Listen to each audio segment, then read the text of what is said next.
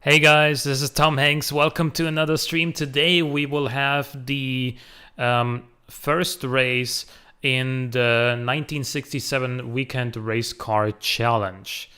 So let me go over to BeamNG.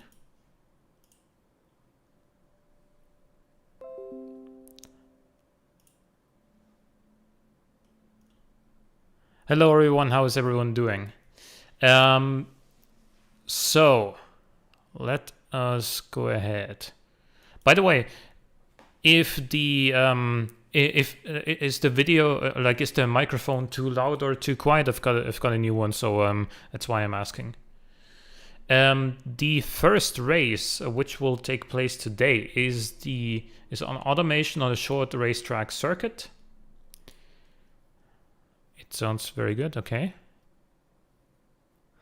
Yeah, now you're a spanner.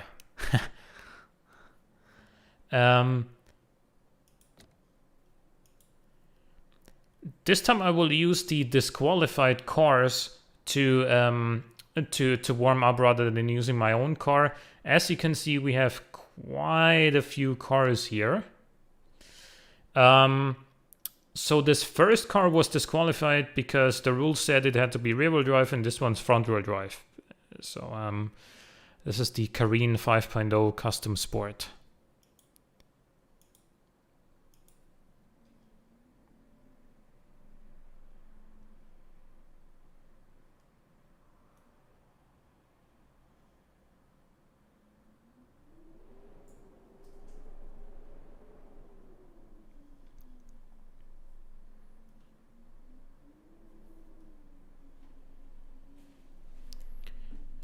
Okay. So this has a 5-liter V8, and by the way, hang on. Sorry for that. I gotta switch over to getting my spreadsheet on the monitor as well.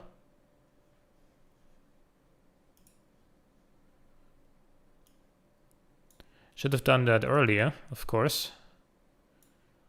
My apologies.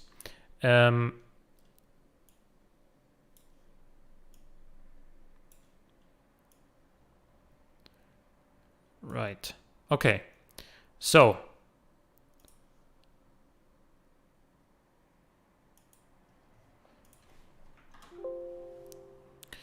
good. This is the Carine 5.0 Custom Sport by Harmless. 5-liter V8, 296.8 horsepower, 1187.5 kilogram, and it was disqualified because it's front-wheel drive.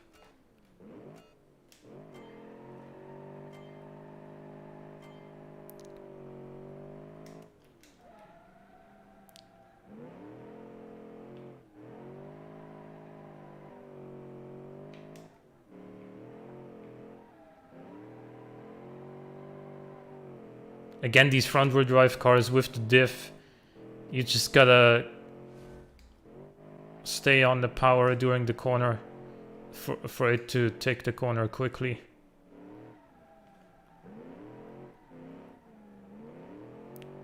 Which is kind of the opposite of what you think you should do, because normally when a front-wheel drive car understeers, you're thinking, okay, I gotta back off the throttle, but with the diff, you gotta keep on it.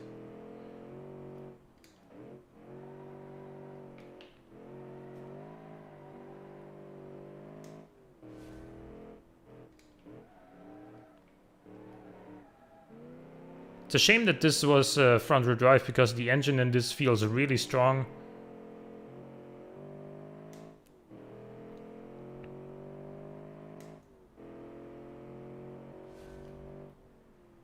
$113.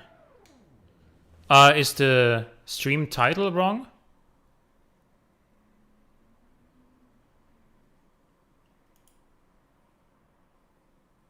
No. Oh, ESC in 90. Oh, that little light in the bottom. That's on because this has a driver assist. In this case, a diff. So that counts as a driver assist in BeamNG for some reason. Normally, that would that would be there if you have like ABS, if you have ESP, whatever, but it counts the diff as a driver assist as well. Next up out of the disqualified cars is the Iskra 320 Spider Race. It has, it's by user Void Does Not Know. It's got a 1.5 liter boxer 4 making 100 horsepower and 902 kilograms of weight. Locker diffs. That's what these cars have, where the ESP lights up. And this one was disqualified because it doesn't use any mufflers. Truth be told, here in BeamNG it isn't very loud anyway, but this isn't about how loud it is here in BeamNG. Some engine types are just quieter than others.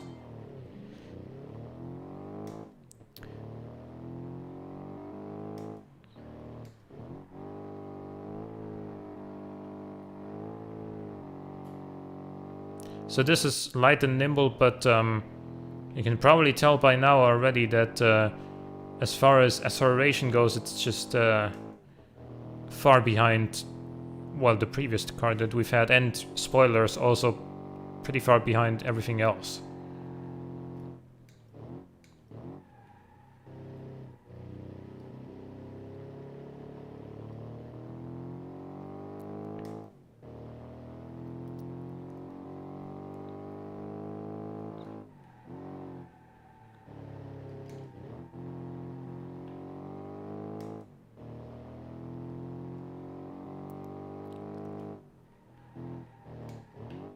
I mean, I guess by ordinary car standards, especially ordinary 60s cars standards, this is not slow at all, but, you know, compared to these other race cars, it doesn't hold a candle.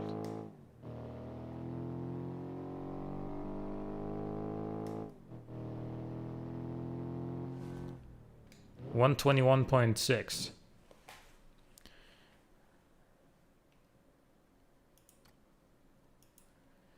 Last up out of the disqualified cars, the WMC Kentor XR12S, and this one was way over budget. The allowed maximum price was $40,000. This one was $51,000.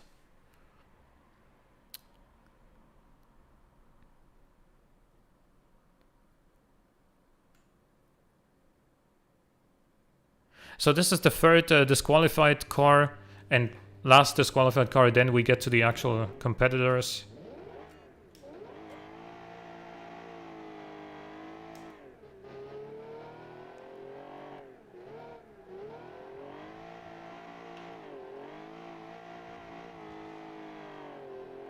This was sent in by Tall Trini Guy, by the way. It's got a 3.5 liter V12 making 263.6 horsepower. And it weighs 1,052.1 kilograms.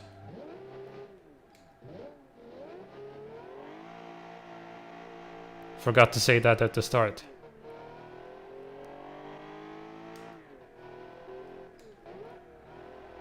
It's got an open diff, which is why you don't see the ESP light at the bottom.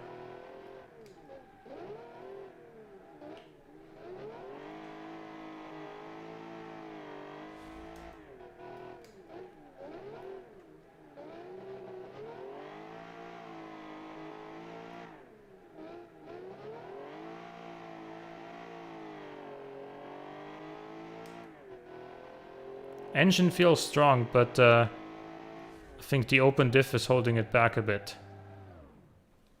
You know what? I'm gonna use one of my own cars as well to warm up here, namely this one. And the reason for this is because this has rear-wheel drive and a locking diff and lots of power, which is a combination that a lot of these cars in the competition have, but we haven't seen yet in the disqualified cars. So they've either had plenty of power, but you know, one was front-wheel drive, one didn't have a locker, or we've had a not so powerful car.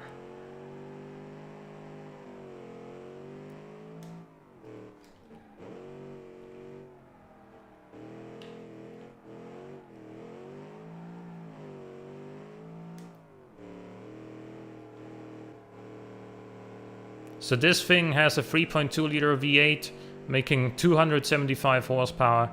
It weighs 1149 kilograms, I think.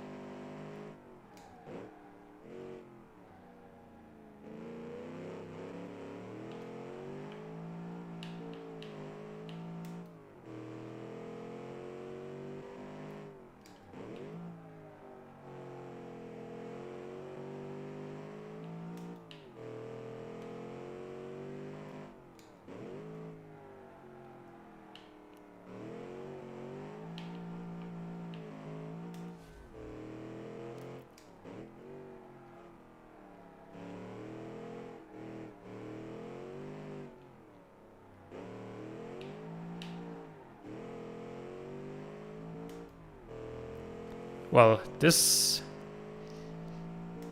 was quite sideways. But yeah, now I think we can begin with the actual competitors here. I'm gonna go in alphabetical order here because that's the way that you know, Beam assembles these cars. Which means the first one is going to be the 1967 WRCC 1967. What a creative name. That one was sent in by Genja FT. This comes with a 5-liter V6 mounted in the rear of the car. And it weighs 742.1 kilograms and it makes 165.3 horsepower. So the first thing with every car that I'm going to talk about is the styling. This one I find looks pretty decent up front. The rear is rather simplistic and you know, it's not exactly his fault that the exhaust is kind of messed up behind the engine here. It's probably because the engine is so large and takes up the vast majority of that space in the back.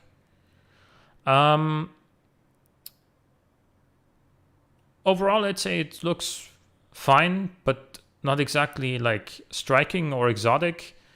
And so I'm gonna give this a 5 out of 10 for design. Let's see how it drives though.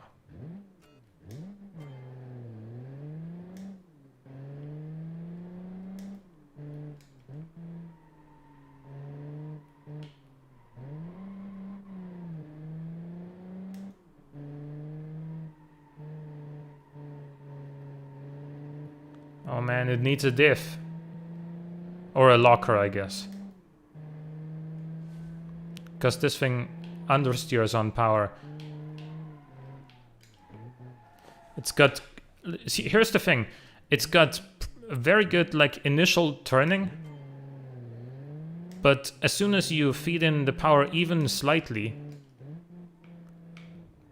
it starts to power understeer. And in a corner like this, which is so long where you want to, you know, just gradually accelerate out of it, when it starts to understeer, that makes it pretty difficult to really keep accelerating because you're going straight on rather than around the corner.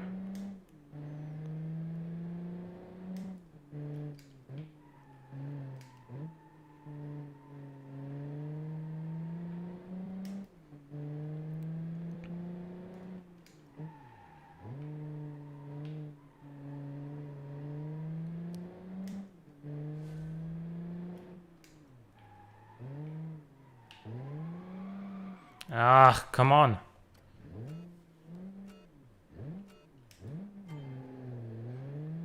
It was spinny with a locking diff. Well, now it spins off power but understeers on power.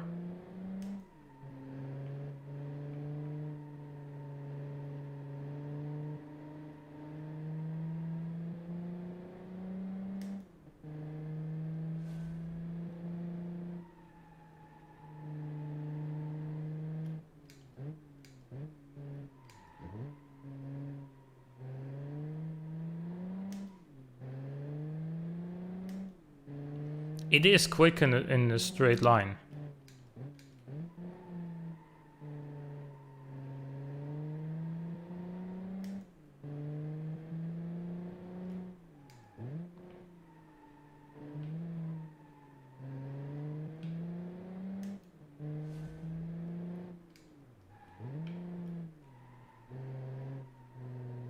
It doesn't like these sort of chicanes and transitions either.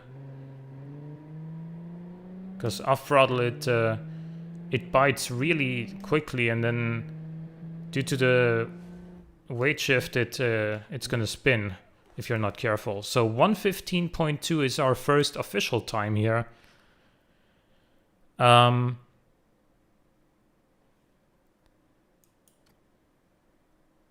we'll see how much that's worth. Next up is the 67 Halpin Tornado V12. And this was sent in by Animated Gaming 12. This is mid-engined rear drive. It has a 2.5 liter V12 making 237.6 horsepower, and it weighs 1056.3 kilograms. Now, styling-wise, this of course looks a lot like a 60s Ferrari, like a 250 LM or something like that, or I guess the Dino that came after.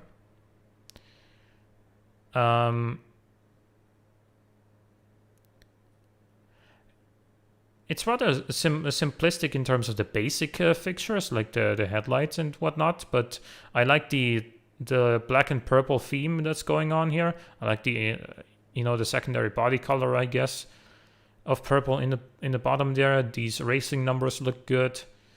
The rear end looks good and exotic.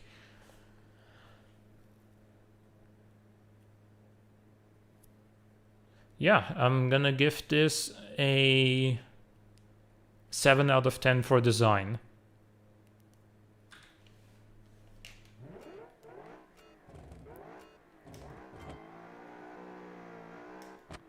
Well, I would be surprised if I was faster than any one of the creators of any of these cars, because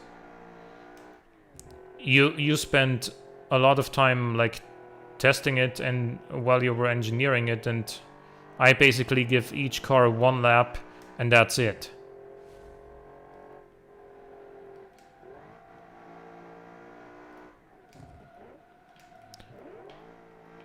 Oh. Oversteer on brake. Gotta remember that for next time.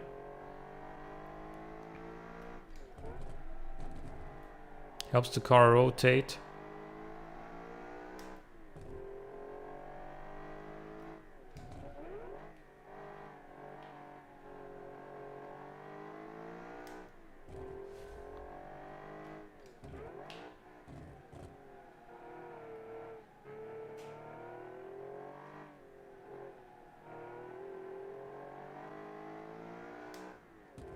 But this feels solid. Engine feels strong.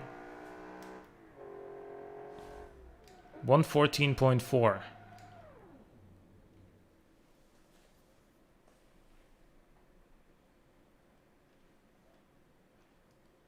Wow, okay. I mean, I think we're gonna see quicker times, but this was a pretty good first effort here. Next up is the Abbadelli J-884. And this one was sent in by Aaron with Pizza, who won the previous challenge, the 1995 Budget Sports Car Challenge. This comes with a 3.5 liter flat plane V8. That makes 224.7 horsepower. The car only weighs 899.1 kilograms. It's front engine, rear drive. It uses basically an elongated E-type body, I guess. Has a lot of lights going on the front. Very sleek and race car-ish side. And then a rather simple rear end. I feel like the taillights could have been to the side of that grille rather than at the top. Styling wise, I'd put this in between the other two cars and give it a 6 out of 10 because I like the front end. Not so much a fan of the rear end though. And as you can see by the ESC light, this does have a locker diff.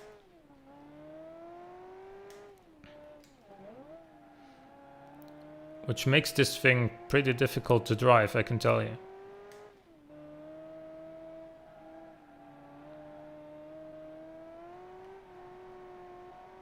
Already tried to get away from me there.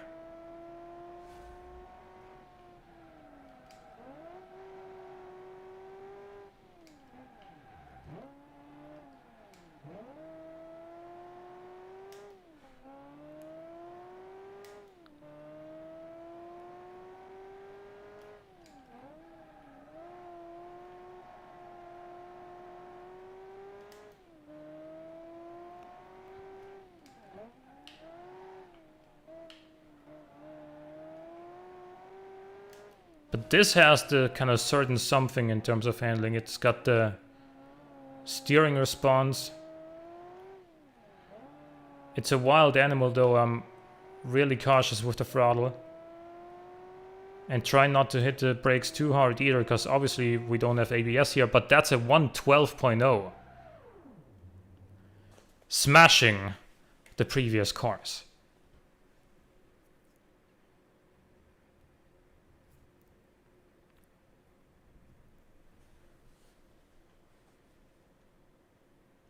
Now that is really an impressive time here. Let's see how it holds up though. We still got a lot of cars to go. Next up is the Armor Motors Sunburst.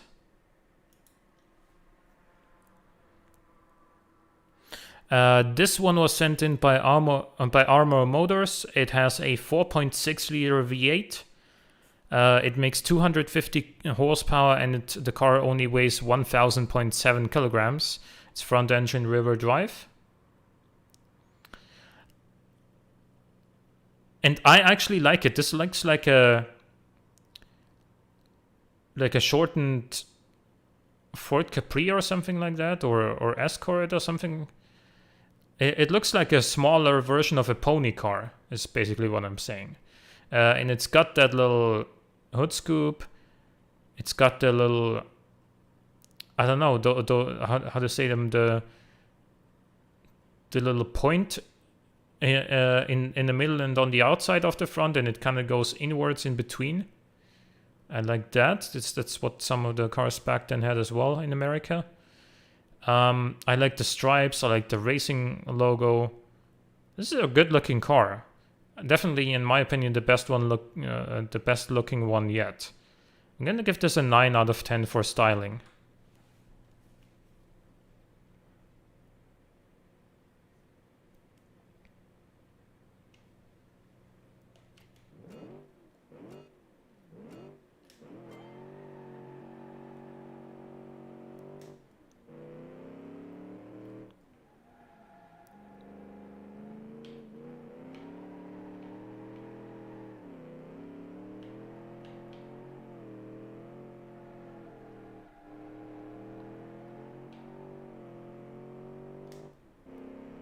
So yeah, this thing likes to drift. And so do I, but obviously drifting is not the fast. Okay, now there I completely missed the braking point. But drifting is not the fastest, obviously, so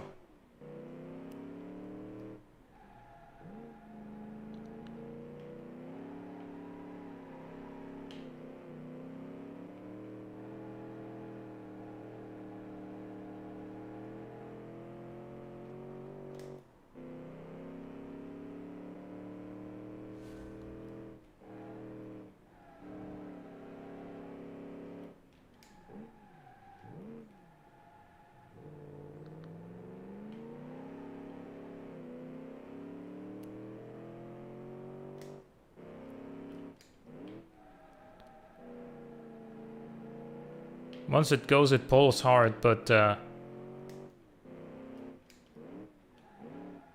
getting through the corners cleanly is bit more challenging in this than with other cars.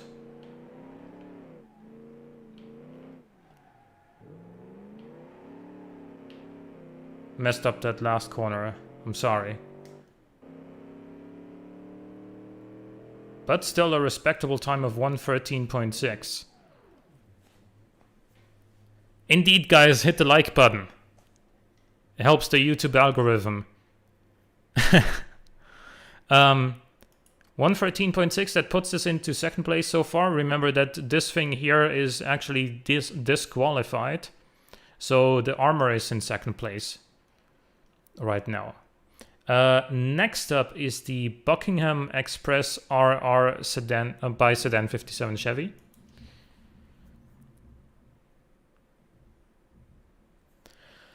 That car comes with a 5-liter V8 making 400 horsepower, 400.3 to be exact, is the most powerful car in the competition, but it also weighs 1,625 kilograms, making it the heaviest car in the competition too. Now this looks like a full-size muscle car. Like, this thing is big, wide, heavy too, obviously, as we just said, but it looks very, very American and very good. To be honest, there's not really anything that I don't like about this car. I feel like there could be a little extra detail on the side, maybe. But other than that, I think it looks good, and I'm gonna give this an 8 out of 10.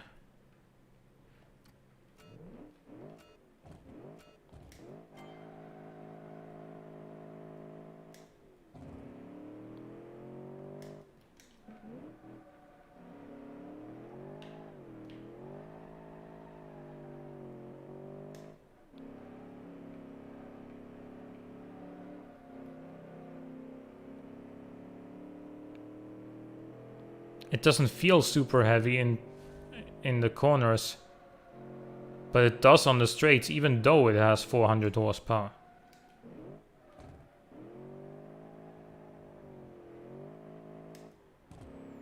I also think it could have used longer gearing.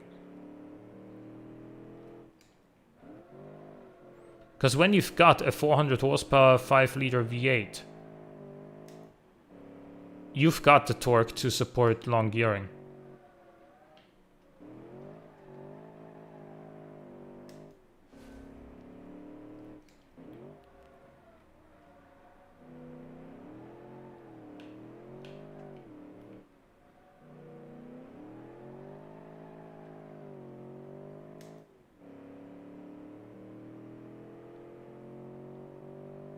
And a 116.9.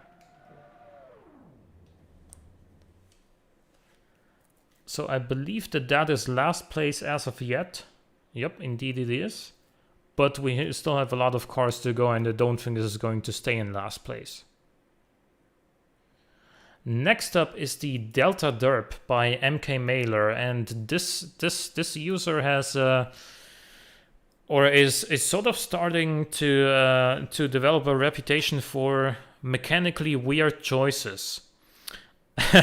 So in this one, as you can see, he's using the E-type body, but the engine is in the back rather than in the front, so it's rear-engined. It is a 1.8-liter V6 making 179.7 horsepower, and it weighs 823.7 kilograms, and as I said, the engine is in the back. Also, on top of that, this thing has an automatic transmission for some reason. And this makes it the only car in the competition with an automatic. Styling-wise, I'm gonna say it's a little bit unimpressive. Like it's very basic, and it doesn't have that sort of elegant charm that the actual E-Type would have. At least not on the front. On the rear, it's good. It's fine. But I don't like the way that these indicators are sticking out so much. That's a sort of fixture I would use for like a Cadillac, a 50s Cadillac taillight, which is what I think they're inspired by. I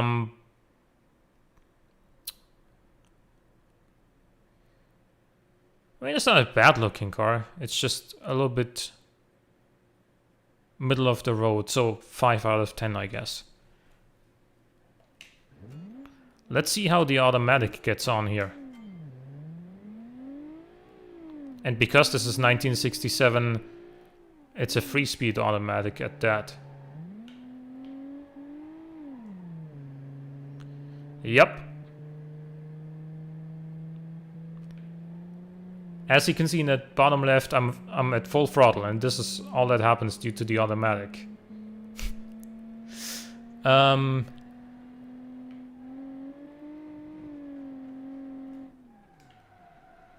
Okay, and then it spins under braking.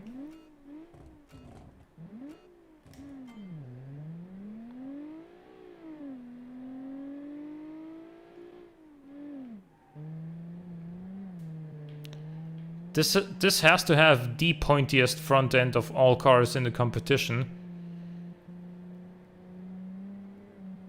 It's just a shame that the car is held back by its absolutely awful transmission.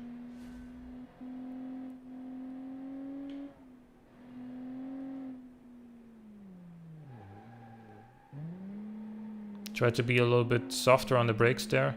Worked out.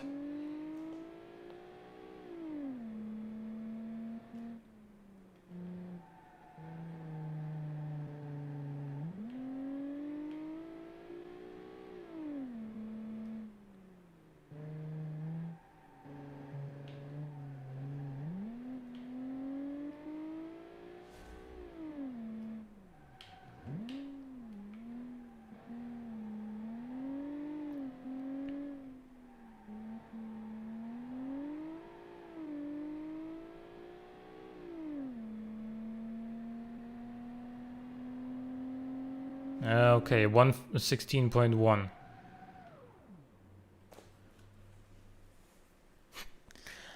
This car with a manual would have probably been somewhere in the 113, 114 range. Possibly even a low 113s. I don't think it would have caught the Abbadelli, but it would be a hell of a lot closer to the top. But with the automatic, yeah. Next up we have the F&S Rattler GTO V8. And this one was sent in by Tess. Give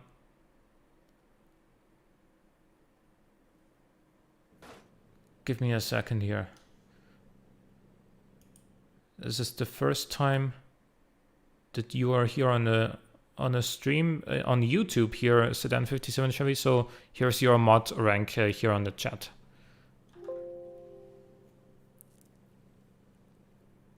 You wanted to make it nothing like an E-Type despite using the same body. Yeah, I figured.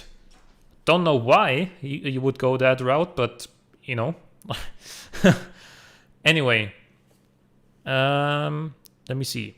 This has a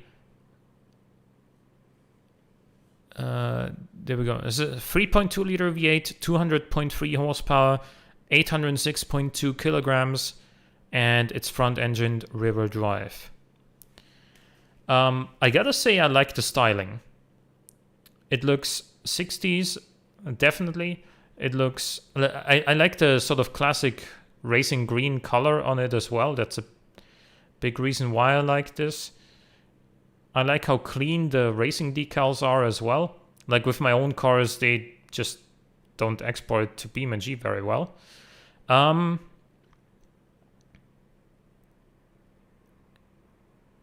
It looks good. The side pipes are a little bit, maybe not very 60s. I can't think of too many cars in the 60s that had side pipes. Maybe the Shelbie Cobra did. But apart from that, Wasn't really that common. I'm gonna give this an 8 out of 10 for a design though. I really quite like it.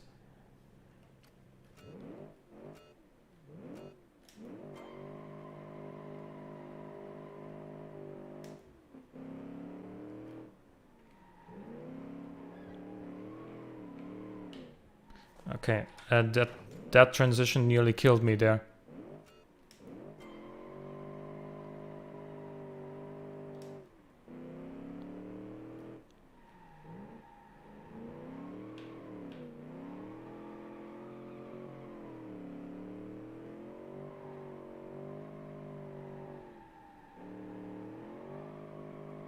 The V8 feels strong though, even though this is one of the smaller V8s in the competition. But, you know, size isn't everything.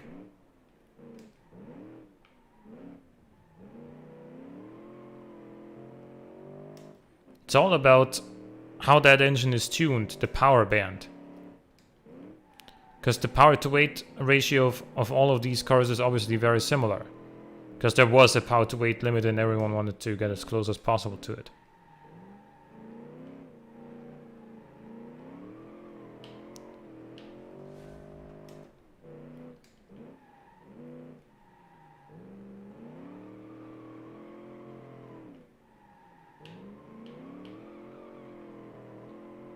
Got it turned in nicely.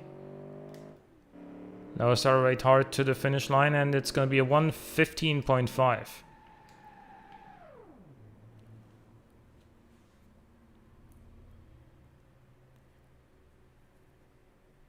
His reasoning was that you docked styling points for cars bring 2 similar and 2 real ones in the last challenge.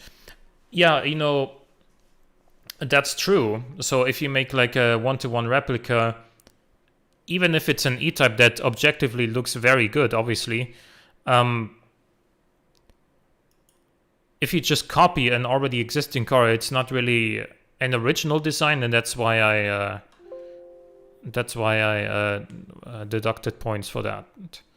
1:15.5 is a pretty solid time as of right now, but the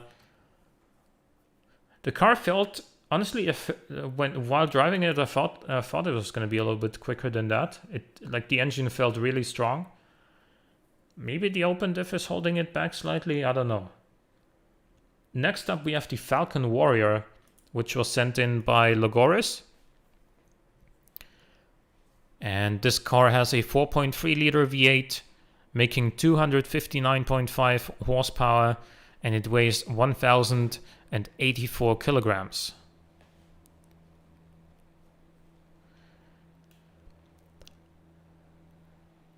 Styling-wise, this obviously looks like a lot of the sports coupes back in the day. Kind of has some 60s TVR vibes to it, especially on the rear. It's also in a nice bright orange. The front is, you know, kind of, you know, simple, but it's got everything. Simple but functional, and I like the little vents on the hood as well. This has side pipes as well as empty holes for where exhausts might be otherwise, I guess. So what happened there? Did you put like the, you know, outer surroundings for the exhausts on the back, but then decided, no, I want side pipes instead?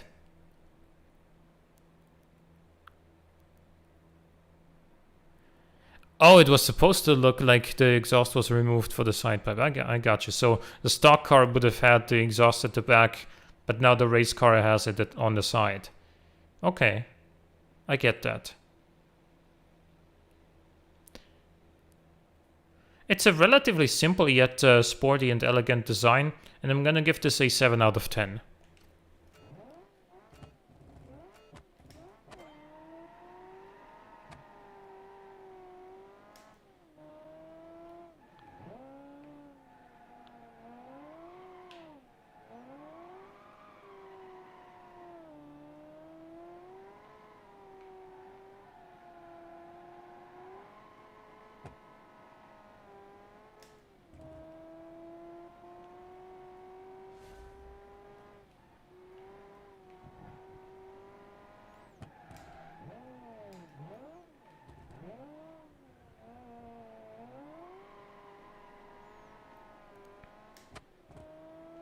Yeah, I think the open diff is holding some of these cars back on corner exit.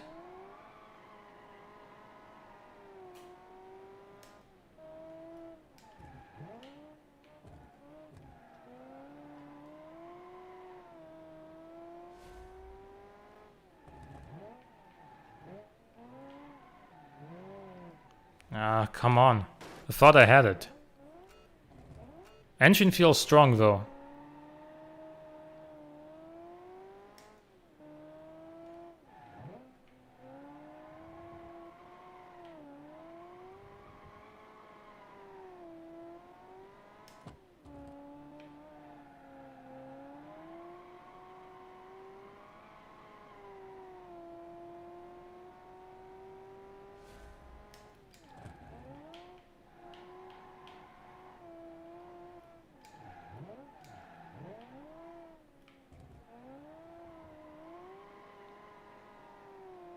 I guess the brake balance is such that the car will rotate under braking and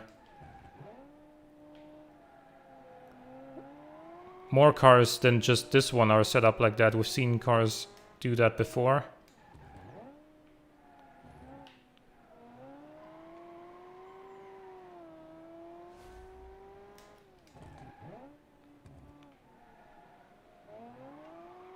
But especially in these chicanes, when you transition from one side to the other, you gotta be so careful when the car is set up like that, because it's super easy to just spin the car out. Engine felt strong. I really think the open diff is holding this back though. So it did a 116.5, placing it near the bottom of the pack for right now, but we've got a lot of cars still to come. Next up is the HRP Aero 5.0 Club Sprint. This one, let's see. This one was sent in by ABG7. It's got a 5-liter V8. It's got 254.9 horsepower. It weighs 1,027 kilograms. And this one, I'm gonna have to say, this looks like an E-Type. An E-Type looks good. Sure, obviously. I mean, how many people in magazines have named it the best-looking car of all time? Countless ones, right? But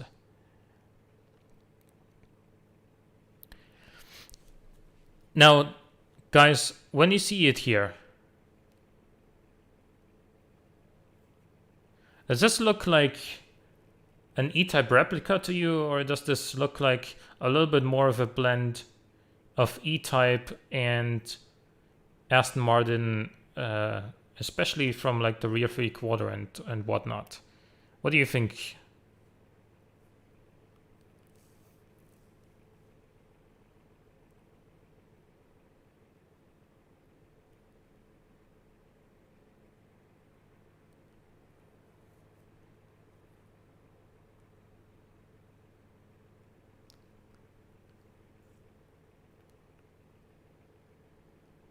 E-Type Ferrari?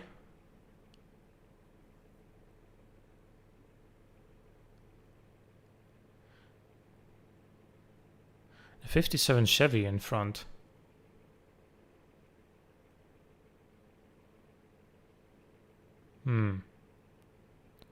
E-Type rear Ferrari front. Think it's unique enough. It's based off the Hyperion from Burnout Paradise. The wheels are oversized for this body. I would agree, and I also would say they don't look very 60s-ish.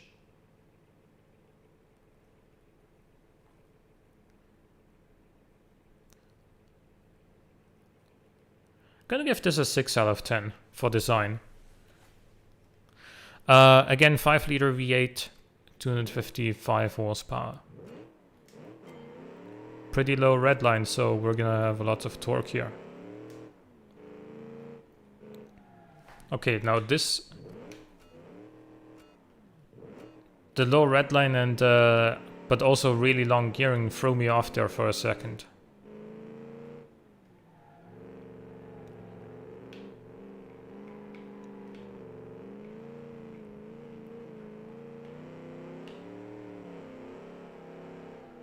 This has so much torque, dude.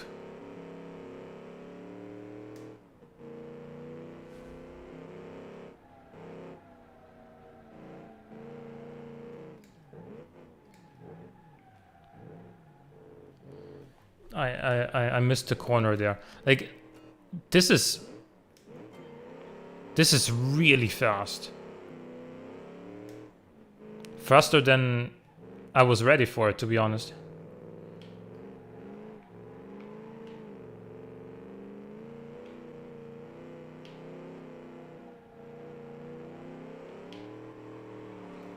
Look, even there, just a little bit too much throttle. The engine is so torquey, dude.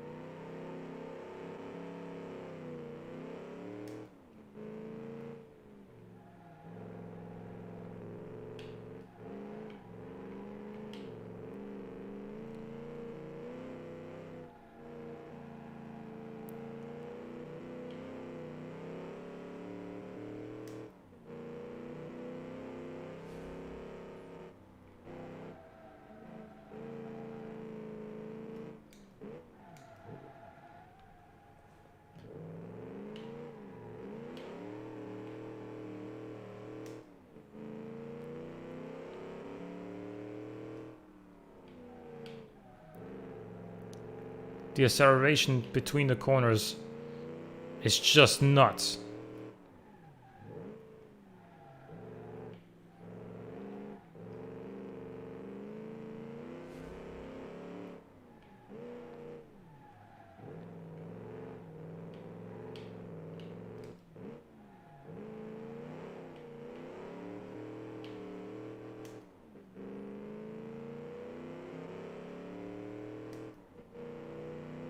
It's a wild ride.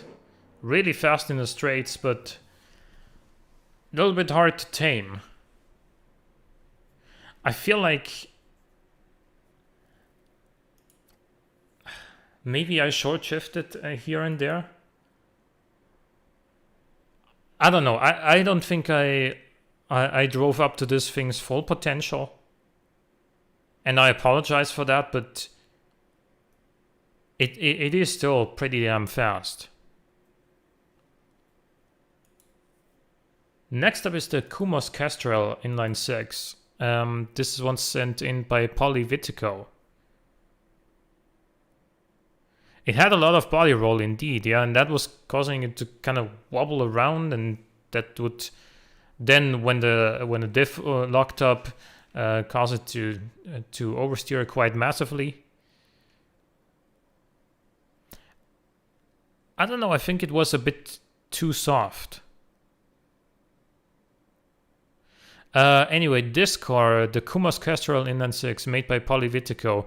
It's got a 4-liter inline 6, 260 horsepower, weighs 1,082 kilograms, and it's front-engined. I'm gonna say I would like a little bit of chrome on the front or something, because it is the 60s after all. Doesn't look bad necessarily, it's just a little bit too simplistic for my liking. Like some kind of chrome bumper bar would help a lot, or some chrome accents around some of these vents, or maybe some like this middle piece here of the front grille being chrome. Something to make the front strike out a little bit. Not a particular fan of the flame decals on the side. The rear is alright. It uses the taillight arrangement from the E46 BMW, so kind of too modern there. Wheels are too modern there as well, as you guys already said.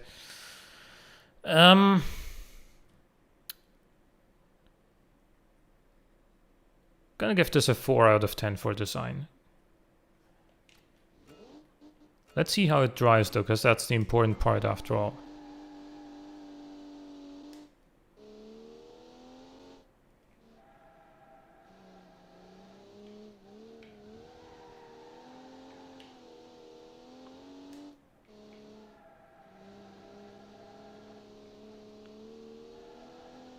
See, this also has a locker, but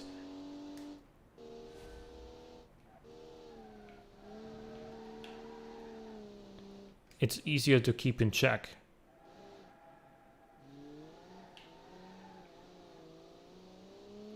Easier to control. And it's quick too, in the straights. Maybe too quick for me so that I missed the braking point.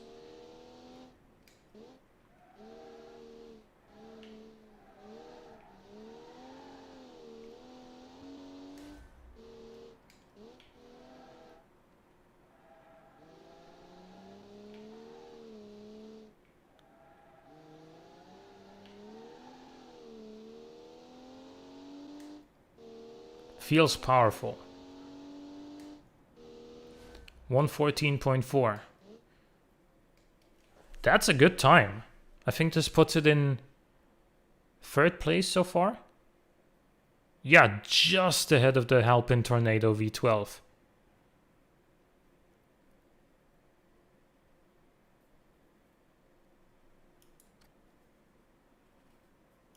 Very good performance, and considering that I missed that one braking point, who knows what it could have done. Next up is the Longley Project F 8-carb. Now this was the first car that was sent to me, and this was submitted through the forum because of some technical issues that this user had with Discord. This thing comes with a 4.2 liter V16. Yes, that's right. A V16. That makes 299 horsepower and it weighs 1,196 kilograms. And it's front engine, of course. So this car looks pretty cool. I like the two-tone theme going on, with the roof and the bottom half being white, and then the middle is sort of an old school racing green. Apart from the two-tone paint, the design is actually relatively simple, but I do like it, and obviously the two-tone design makes it really stand out, this car. And so looks-wise, I really like it. I'm gonna give this an 8 out of 10, not higher because the fixed replacement on the rear end I think could use a little bit more work, but other than that I'm happy with it. And again, this has an open diff, so this is probably going to struggle putting down the power and torque of that V16. The V16 is also very quiet here.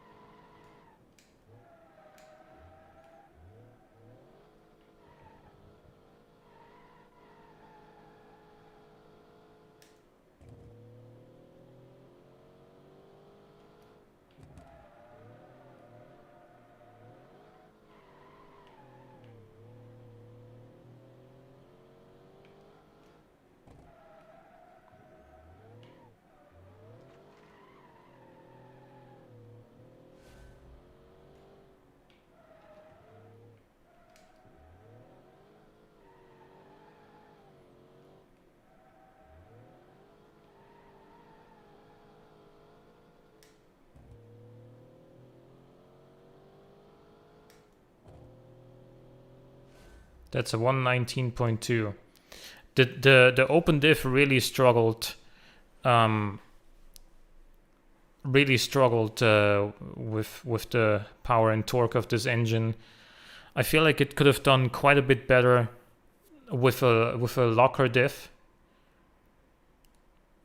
but yeah, you just always had the rear inside wheel spinning endlessly on corner exit, waiting for that to stop until it finally gets going. And you know, when it goes, it's fast, obviously, but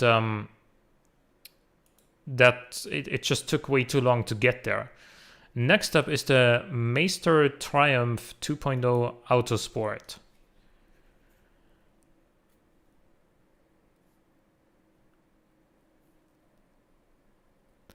And this one, let me see. This one was sent in by Andy D. It's got a 2-liter Boxer 4, making 165.6 horsepower and weighing 762.1 kilograms. So a very, very lightweight little car. Again, looks Datsun-esque. I like this one better than the last one with the Datsun body that we've had, because I think that it does use the front end a little bit better for design, with the chrome bumper bar, the number plate underneath, the stripe running all the way across the bonnet, the roof, and then the rear also makes it stand out a little bit. The rear is rather simple, and I would have maybe liked a little bit more detail in the upper part of the rear end. Gonna give this a 6 out of 10.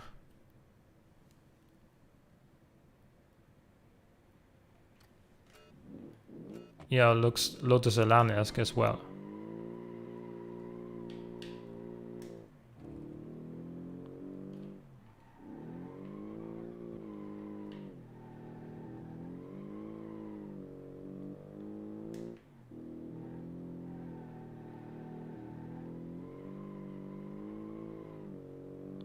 Corners pretty quickly.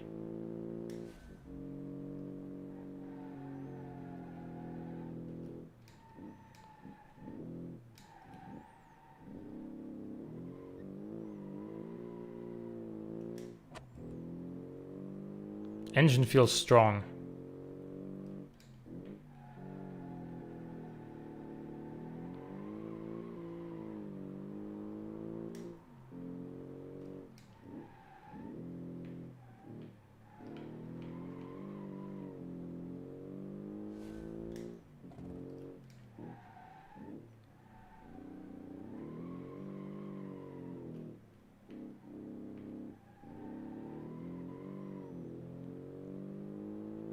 Yeah, overall just a very well balanced car. 114.3. Very good time, actually. That puts it into 3rd place behind the Armor and the Abbadelli right now.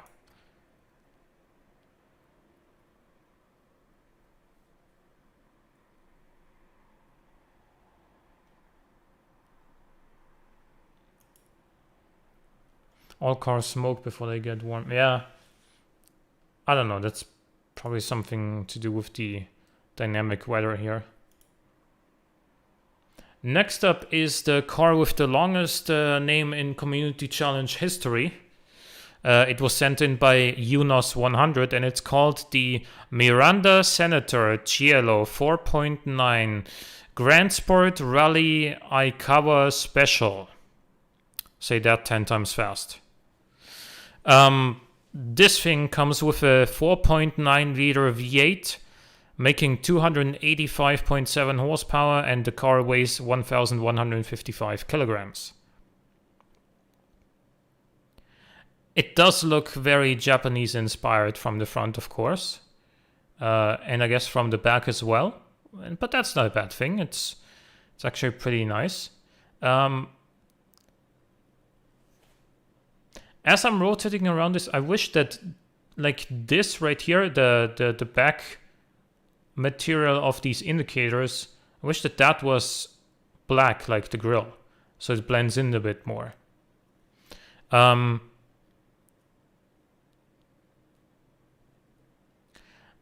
But overall, I like the shape and the side profile. Wipers look too big. Well, the upper one maybe, yeah, indeed. But these sort of rear side exhausts here, not really a thing in the 60s either. Well, I guess I take that back. Some race cars did have that, but I guess even Ferraris. But overall, decent design. There's a few things I don't quite like. But, what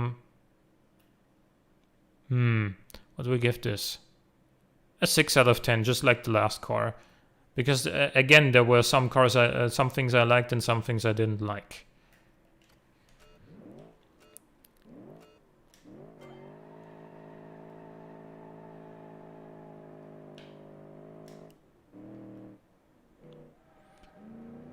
Now, this car has power for days, but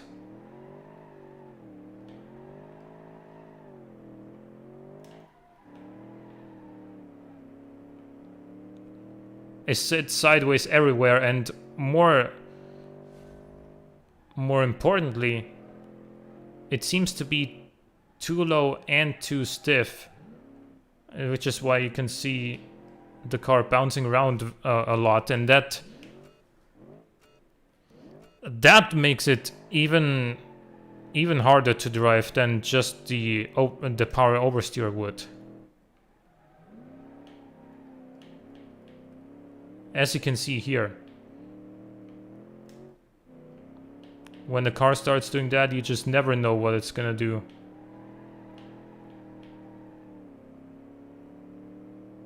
Try to keep it in check there. As you could probably see in the bottom left, I wasn't even nearly at full throttle there. And all it wants to do is just drift.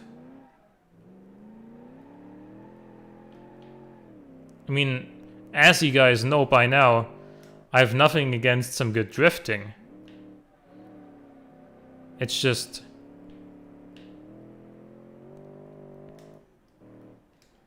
for one, it's not very fast, and for two, the bouncy suspension here makes it much harder.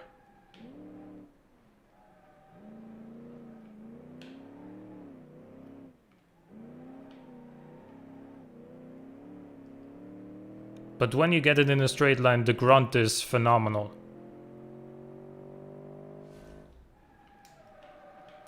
$115.7.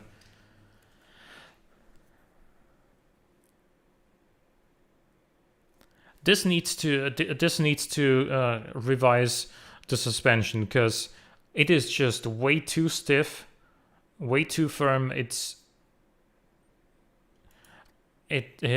too firm for its own good. Like, stiff suspension is good for drifting and for racing and everything, but you can overdo it, and that's what this did. Next up is the Sanford Flintster 24. This was sent in by user Sanford.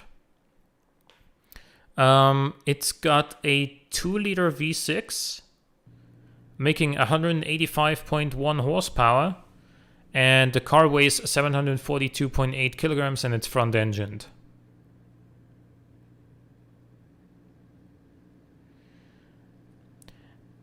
I gotta say, this car looks like a little bit... it kind of looks like it came out of a comic book.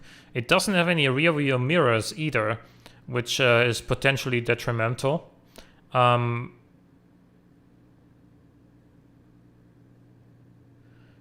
of Renault, yeah, but the flames... come on.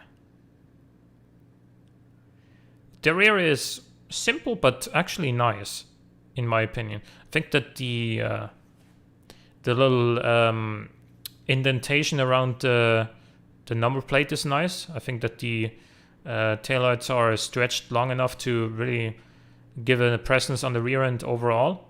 The exhausts are big and cool. The wheels are kind of matte black, which may not be era correct. Tire profile is low, but then again, You would go for something like that on a race car anyway. Maybe a little bit more tire profile than this has, because we're in the 60s, but to me it's really the front end that I don't like. And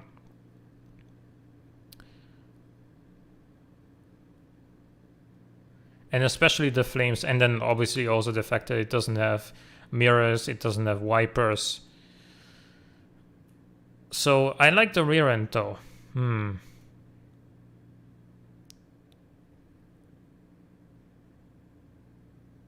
give this a 5 out of 10.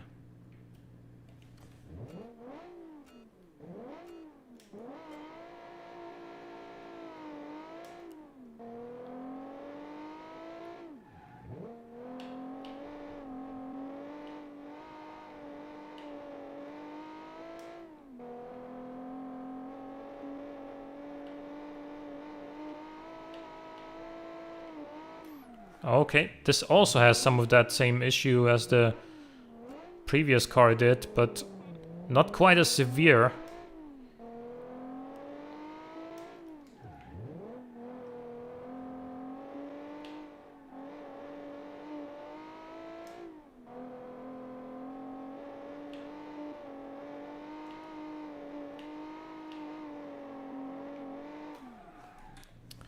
Man, it doesn't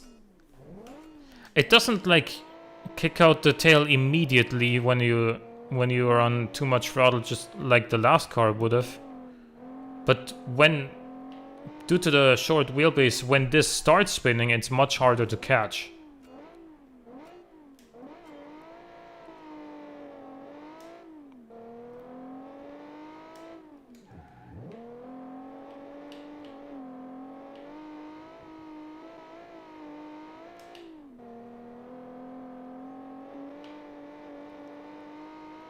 So you gotta be a bit patient with the...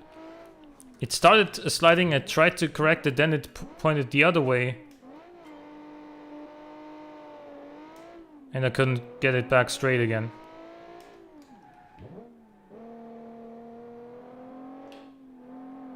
So you gotta be really patient through this corner.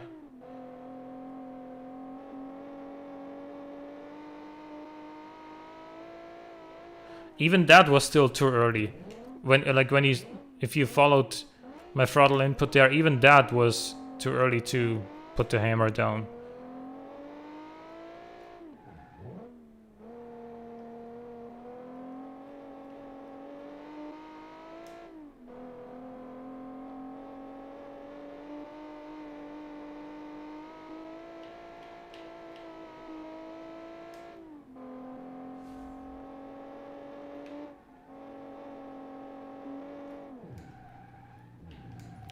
Oh, Jesus. Whew.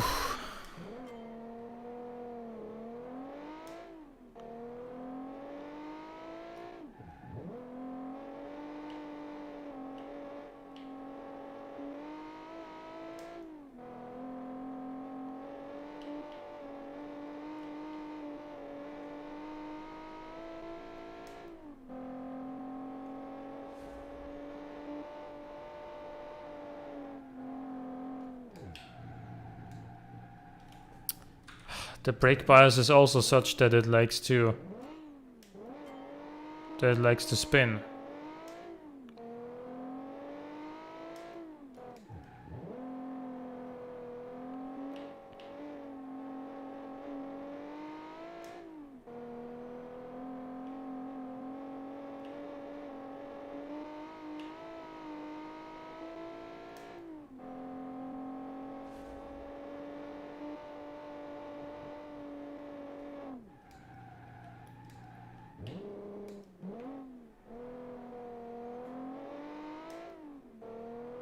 Got it round. Not the fastest way.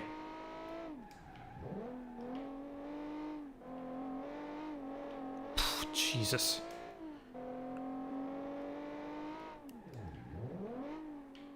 Yeah.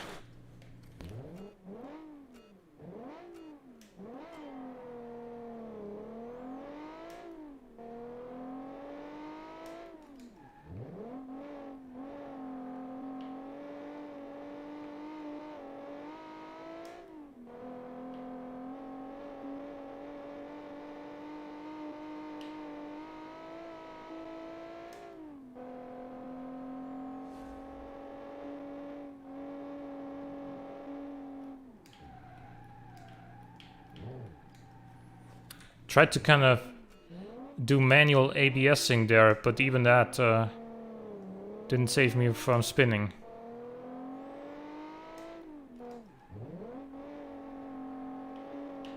This is also the only car that I've done that in, so you can probably tell just how much work this is to drive. It does actually feel very, very quick though. Completely off brake and off throttle, and it just spins anyway.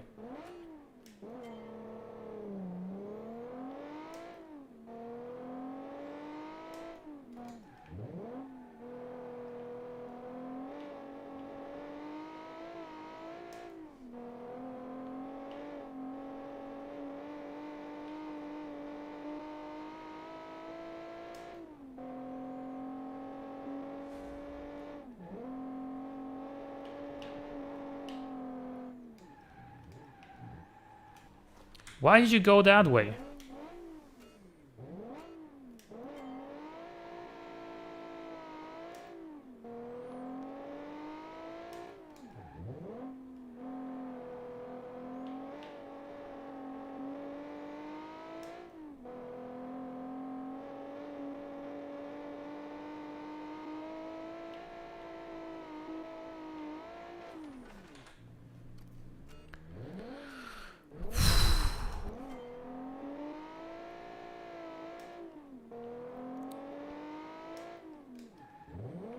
How many more attempts do we give this car, guys? Because we got a lot more to go, and obviously I don't want to waste everybody's time.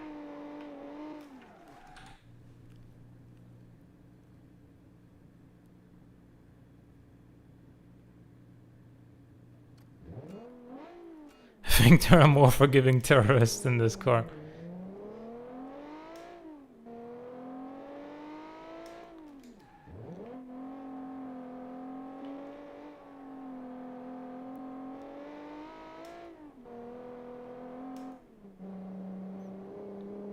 Trying to short shift here, then shift back down here to get full acceleration still.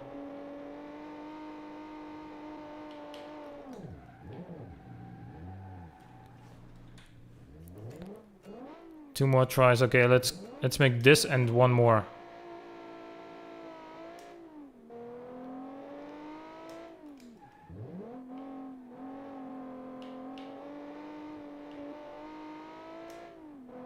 Can't be that hard to finish one lap, right?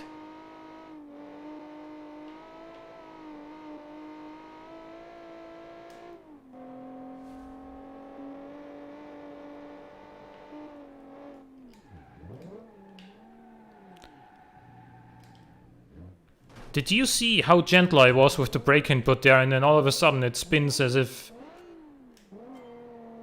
I'd hit some ice or whatever?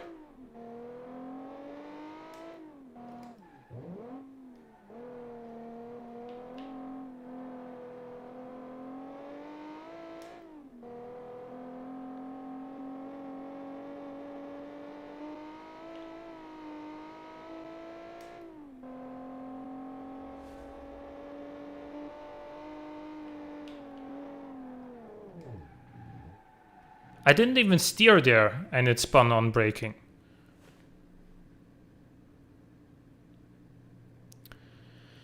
Well, so that was the last attempt then. I don't want to waste everybody's time.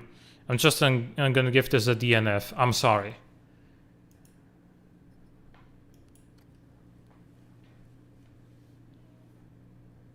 It's the brake balance more than anything, yeah. Because I can handle some power oversteer due to the automatic locker. You guys have seen that. But the brake balance in this is too far to the rear, and it spins up even at a very light tap of the brake. Nothing I can do to correct it. I've tried. Next up is the Shelbie Python Talladega.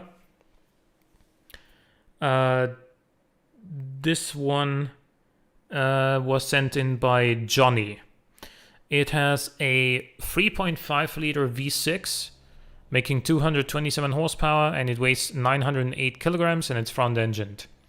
This also uses the E-Type body, but takes the styling in a completely different direction. It looks obviously more like a Shelbie Cobra-ish. Somewhat, at least. I do have to say, I like it more in Beam and G here than I liked it when I first saw it in, after importing it in Automation. I feel like if the main front grille was a little bit wider and the round, like these lights here, were a little bit closer to these indicators, and then the grille would be wider, I think that would make it look a little bit better. But overall, still very nice and clean racing design as well. 7 out of 10.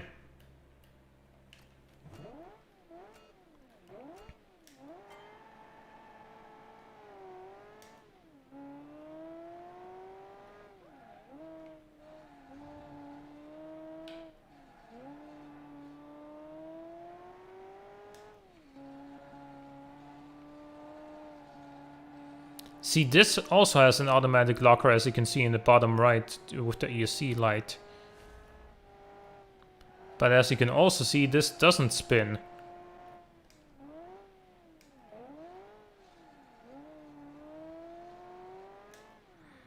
It just puts the power down. Very well tuned.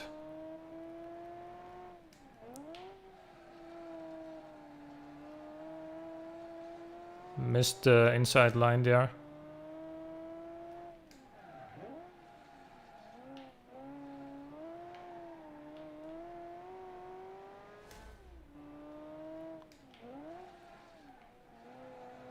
I think it's actually so low to the ground that it scrapes on the ground in some of these corners, which might be the reason why it's not quite on pace with the leader, because the engine feels powerful, the car feels pointy and well balanced, but I think that the car actually scraping on the ground slowed it down a little bit. And that might have costed a couple of tenths, which would have then put it into second place. Because, you know, once metal is scraping on the ground, that's extra friction, so that slows you down a bit. But overall, I have a very good first impression of this car. It's very, very quick, and I think this will do well in the other races too. Next up, the Tartesso Maria Race Salvage. This was sent in by Antonio Del Mar. It's got a 4-liter V8. It makes a 245.6 horsepower and weighs 1,095 kilograms, and it's mid-engined. So this one was posted on the forums as well, and I do really, really like it. Because I think that it's really a very 60s design, and it's really kind of out of the box. It was the only car using this body. Not the only mid-engine car, of course, but I feel like I like the color, I like the detailing, I like the front, I like the rear, I like the stripe through the middle. This is a really, really well-designed car. The only thing I might maybe add is some small vents, like along the bottom next to the exhaust, like rectangular like this, where my mouse cursor is right now. So that this edge lines up with the edge of the number plate, and then a vent here. But other than that, I think this is a very, very good looking car. And honestly, in my opinion, probably just as good looking as the Armor Motors, which is so far my favorite. So I'm gonna give this a 9 out of 10 for design.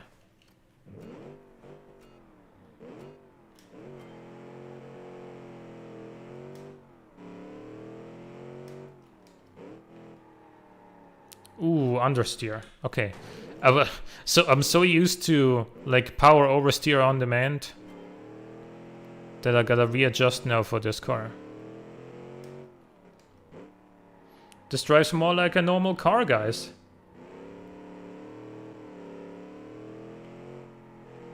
Not used to not drifting everywhere anymore.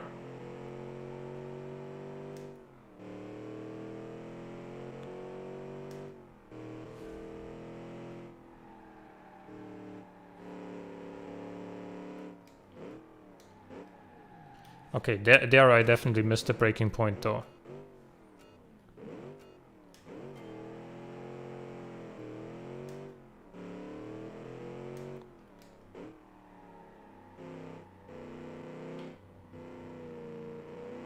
Okay, it does definitely have quite a bit of understeer though.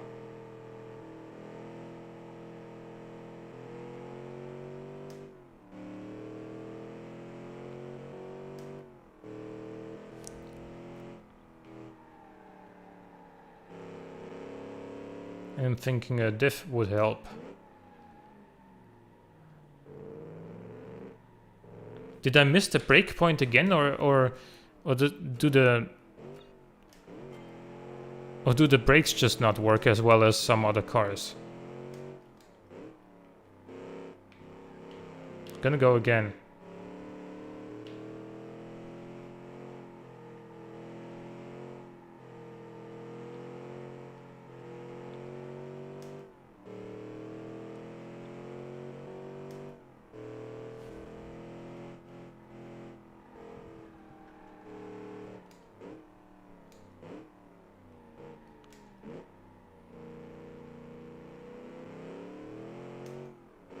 Looks like it was me both times.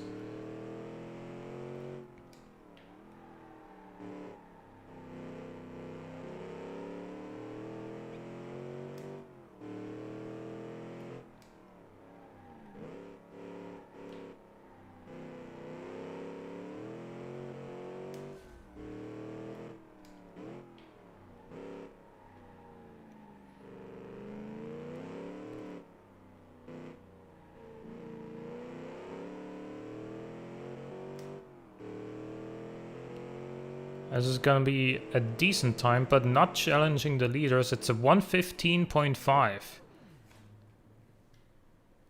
Just behind the F&S Rattler by 4/1000ths of a second.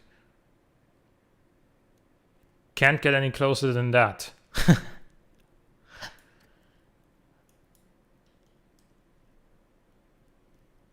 Next up is the Turana Levina, or Levina, however you want to say it. And this was sent in by Trevik. It has a 2.6 liter V6, which makes 232.3 horsepower, and the car weighs 1038.2 kilograms, and the car is mid-engined.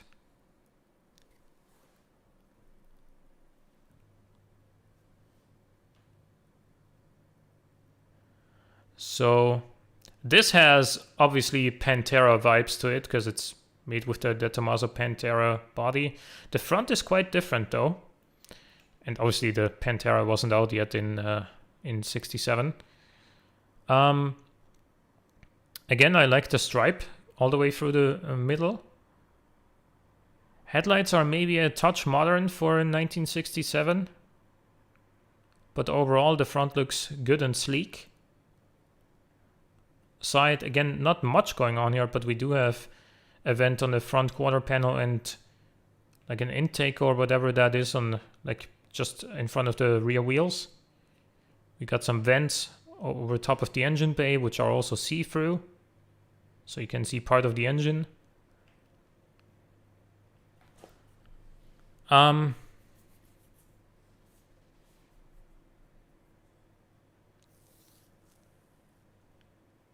I'm not as convinced by the front as I am by the rear and the three-quarter view. So I'm gonna give this a 6 out of 10.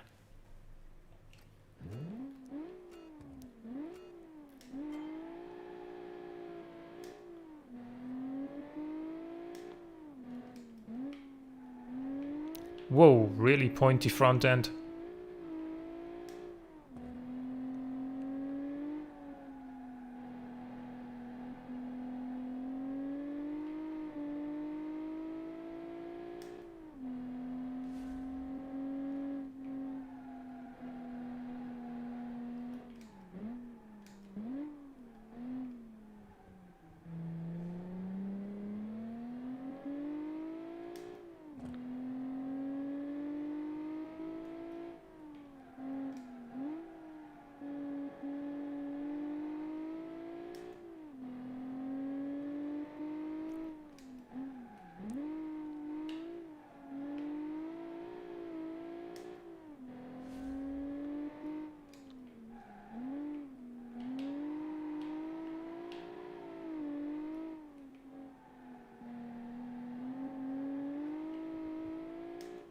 Well balanced and controllable car.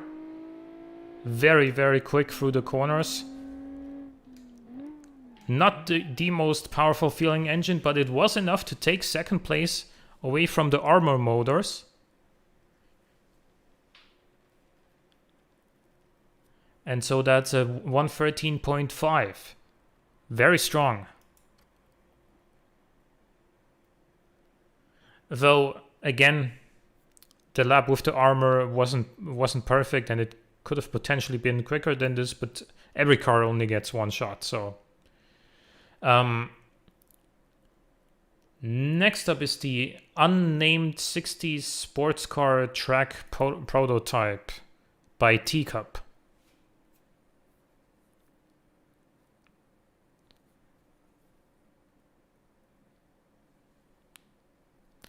That car has a 4.5 liter V6 making 239.2 horsepower and weighing 957.2 kilograms. That's obviously the weight of the full car, not just the engine.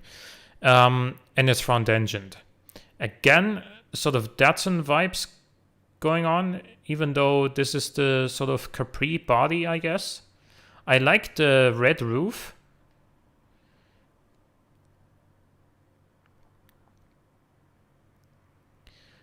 The rear is rather simple but very nice, very elegant. The side is where sadness happened on the export from automation to BeamNG, and the numbers didn't carry over. Happened to my cars as well. So vents on the bonnet. The front is a little bit, I mean, it's decent, but it's a little bit too simple for me. I would have liked to see a little bit more detail inside that grille if you're gonna go with that route of placing all the lights in the grille, or maybe something as simple as like a badge right on the tip of the hood, like right here. Something to stand out from there. But overall, nice design. Gonna say 7 out of 10. But I think Teacup also told me, was it you with this car? I think it was you that said you only had like 1 hour to make this car. So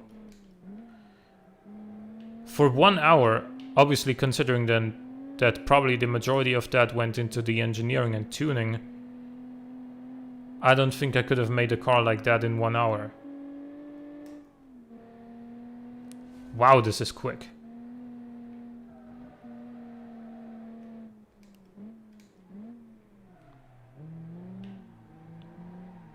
Whew, okay.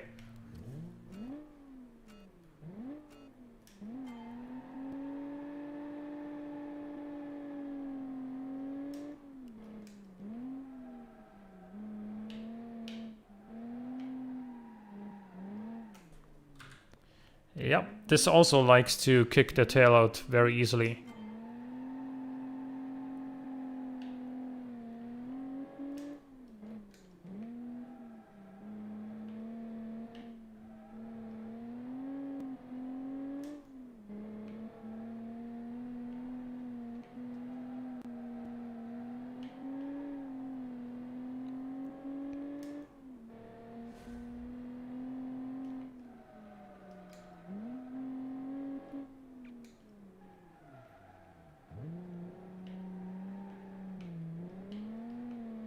Just drifted with less throttle then. I gave this a 7. I gave this a 7 for styling.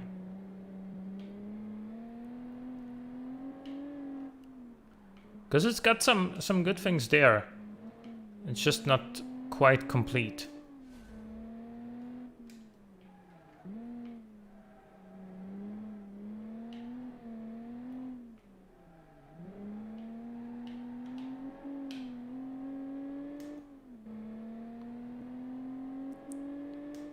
Engine feels very strong and holy, look at that, 112.1.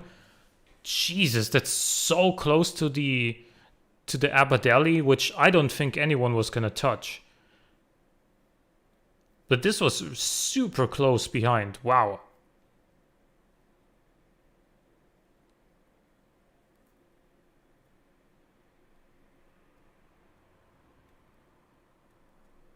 Jesus, I wasn't expecting this to be this quick, but wow. Honestly, I'm very impressed with how quick this was. It is a bit sketchy, but when you keep it in check, it's extremely quick. Next up is the Viaggio Udine Strade Corse. This was sent in by, let's see, this was sent in by Costco. Comes with a 4-liter V8, makes 257.3 horsepower, and it weighs 1,033 kilograms, and it's front-engined. This is obviously not just the name is Italian, but you can see it's got the Italian flag, it's got Tarquini sponsoring on the side. It obviously looks sort of Alfa-ish, sort of kind of old-school Fiat-ish as well. Very nice look.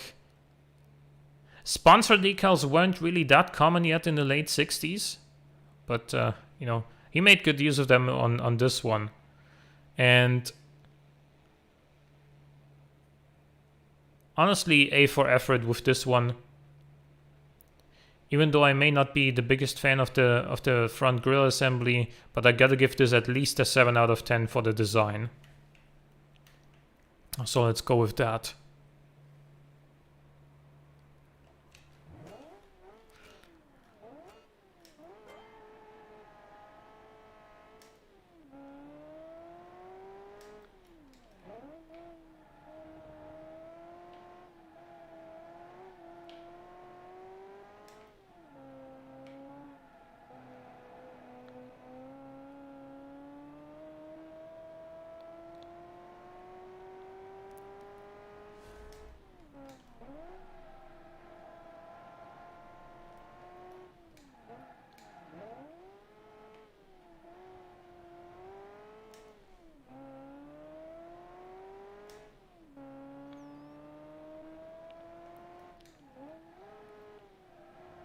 It looks more like a mid-70s rally car, I would say, rather than mid-80s.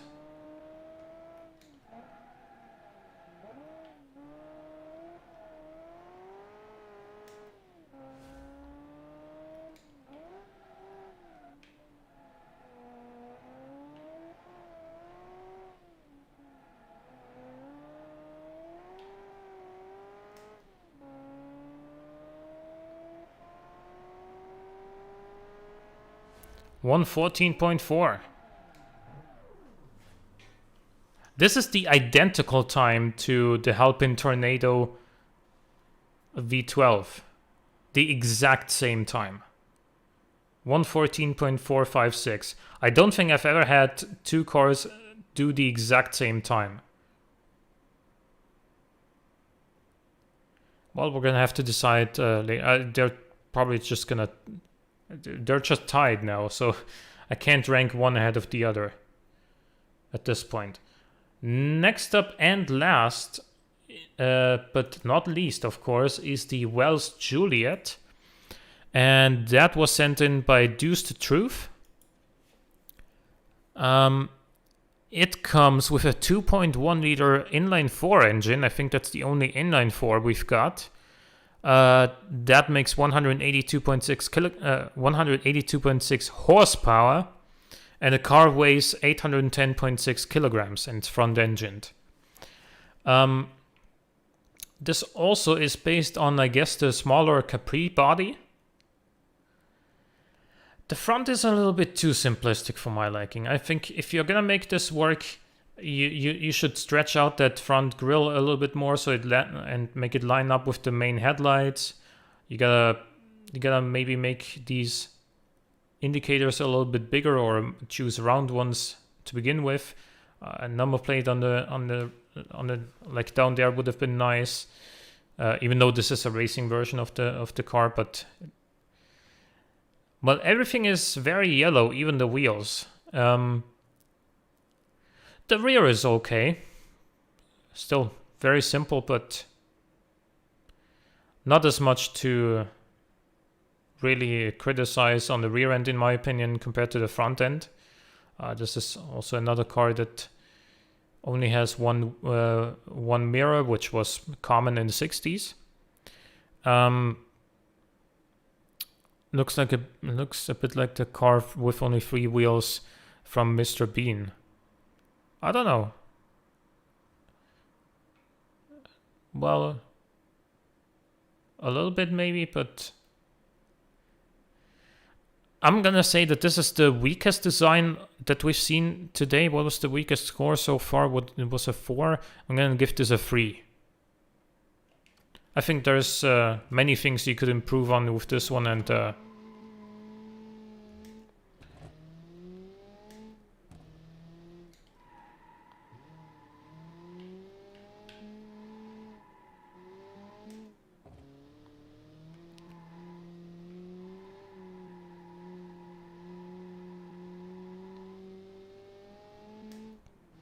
cornering seems fine so far.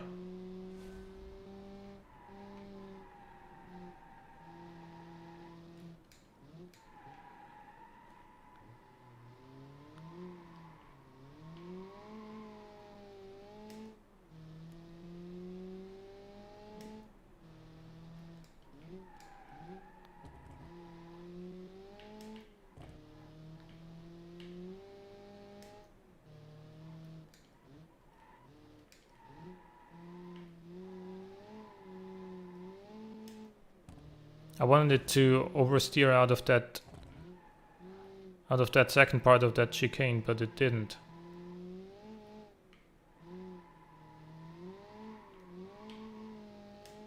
And then there it did. 115, 116, 117.5.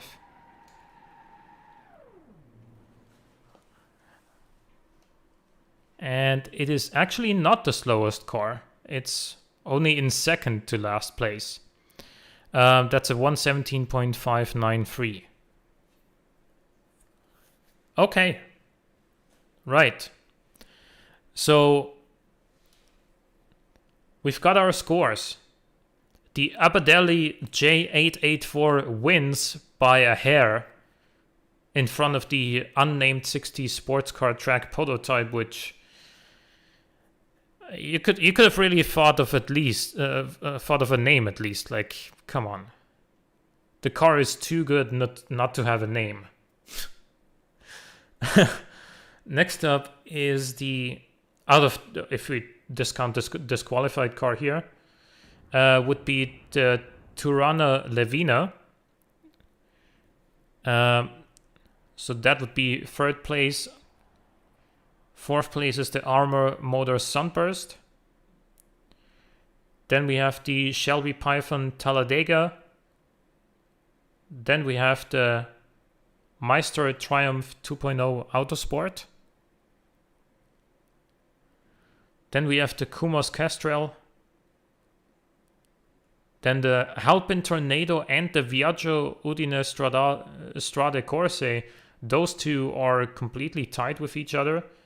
So given that we have one DQ'd car in front, these two would take tied 8th place, and then 10th place would be the 1967 WRCC 1967. Congratulations to Aaron with Pizza for winning this stage. Again, it was extremely close, but yeah, at the end of the day, this came out on top. Very close with the unnamed 60 sports car though. And then third place was also really close between the Turana and the Armor and the Shelbie. I guess had I had a clean lap with the Armor, it would have probably overtaken the Turana, but there's 2 more races to go, and so it's got more chances to, or I've got more chances to redeem the car and you know, show what it can really do. Anyway, guys, thank you guys for watching the stream. Don't forget to leave a like before you leave, and yeah, until next time. Next race is going to be next Saturday at 6 p.m. Central European Standard Time. So that would be the 28th of August. And I'm going to be streaming it again here on YouTube.